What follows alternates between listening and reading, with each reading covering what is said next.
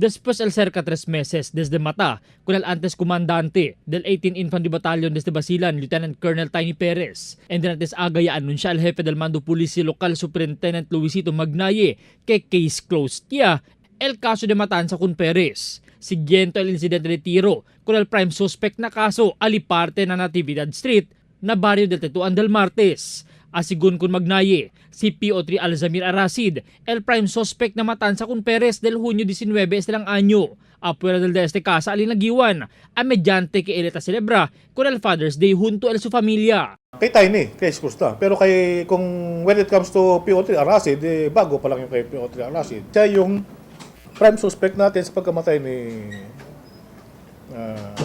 late Tiny Perez. Na-update del official na ICU pa syempre recupera si Arasid pero ta-espera lang sila kung warrant of arrest na kaso de murder desde korte. Después mismo para testigo el esposa de Perez contra con el sospechado kaya la víctima de tiro.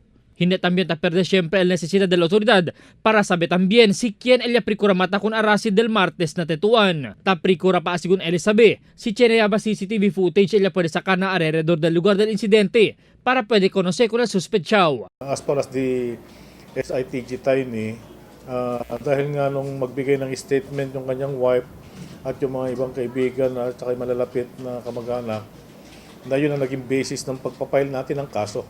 Si Arasid al-Akasay 62 persona, biktima de tiro na syudad este lang anyo. El primer pulis biktima del krimen este mes lang de Agosto. Albert Luna, Dateline Zamboanga.